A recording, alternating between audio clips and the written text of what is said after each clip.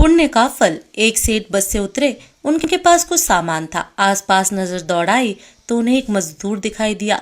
सेठ ने आवाज देकर उसे बुलाया, कहा कि अमुक स्थान तक इस सामान को ले जाने के कितने पैसे लोगे। मजदूर बोला, आपकी मर्जी, जो देना हो दे देना, लेकिन मेरी एक शर्त है कि जब मैं सामान लेकर चलूं तो रास्ते में या तो मेरी बात सुनना या आप सुनाना। सेठ ने डांट कर उसे भगा दिया और किसी अन्य मजदूर को देखने लगे, लेकिन काफी देर ढूंढने के बाद भी कोई मजदूर नहीं मिला। अंत में मजबूरीवश सेठ ने उसी मजदूर को बुलाया। मजदूर दौड़कर सेठ के पास आया और बोला, सेठ जी, मेरी शर्त आपको मंजूर है। सेठ ने स्वार्थ के कारण हाँ कर दी। सेठ का मकान लगभग 500 मीटर की दूरी पर था। मजदूर सामान उठाकर सेठ के साथ चल दिया और बोला, सेठ जी, आप कुछ सुनाओगे या मैं सुनाऊं? सेठ ने कह दिया कि तू ही सुना। मजदूर ने खुश होकर कहा कि जो कुछ मैं बोलूं उसे ध्यान से सुनना। यह कहते हुए मजदूर पूरे रास्ते बोलता गया और दोनों मकान तक पहुंच गए। मजदूर ने बरामदे में सामान रख दिया। सेठ ने जो भी पैसे दिए वह मजदूर ने ले लिए और सेठ से बोला कि सेठ जी, मेरी बात आपने ध्यान से सुनी या नहीं? सेठ ने कहा, मैंने तेरी कोई बात नहीं सुनी, मुझे तो अपना काम निकलवाना था। मजदूर बोला, सेठ जी, आपने जीवन की बहुत बड़ी गलती कर दी। कल 7 बजे आपकी मौत होने वाली है। सेठ को गुस्सा आया और बोले, तेरी बकवास बहुत सुन ली, जा रहा है या तेरी पिटाई करूं? मजदूर बोला, मारो या छोड़ दो, कल शाम को आपकी मौत होनी है। अब भी मेरी बात ध्यान से सुन लो। अब सेठ थोड़ा गंभीर हुआ और बोला, मरना तो सभी को है, अगर मेरी मौत कल शाम को होनी है तो होगी ही, इसमें मैं क्या कर सकता हूँ? मजदूर बोला, तभी तो कह रहा हूँ कि अब भी मेरी बात ध्यान से सुन लो। सेठ बोला, अच्छा सुना, मैं तेरी बात ध्यान से सुनूंगा। मजदूर बोला कि मरने के बाद आप ऊपर जाओगे तो आपसे यह पूछा जाएगा कि हे मनुष्य, पहले पाप का फल भोगोगे या पुण्य का फल? क्योंकि मनुष्य अपने जीवन में पाप पुण्य दोनों ही करता है।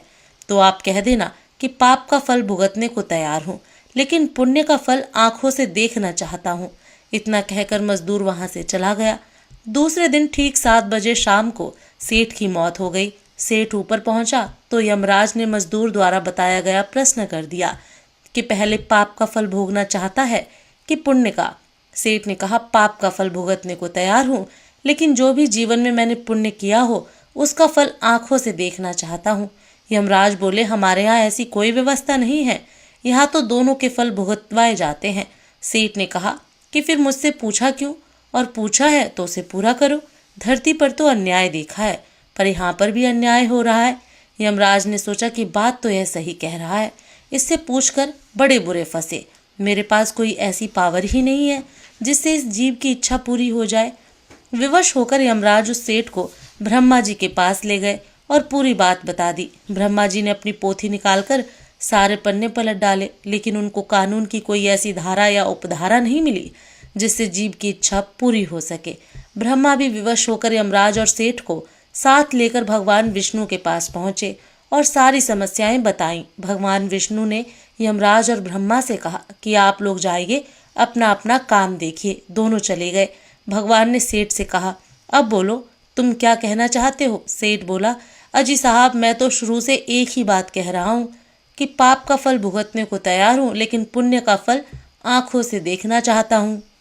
भगवान बोले, धन्य है वो गुरु रूपी मजदूर जो तेरे अंतिम समय में भी तेरा कल्याण कर गया। अरे मूर्ख, उसके बताए उपाय के कारण तू मेरे सामने खड़ा है। अपनी आंखों से तूने मेरे दर्शन कर लिए। मेरे दर्शन से तेरे सभी पाप नष्ट हो गए। इससे और बड़ा पुण्य का फल क्या देखना चाहता है? दोस्तों, कहानी का सार यह है कि गुरु हमें किसी भी रूप में मिल सकता है। गुरु की बात ध्यान से सुननी चाहिए। पता नहीं कौन सी बात जीवन में कब काम आ जाए। गुरु गोविंद दोनों खड़े, काके लागू पाए, बलिहारी गुरु आपने, गोविंद दियो मिलाए। हमारे सभी गुरुओं को समर्पित।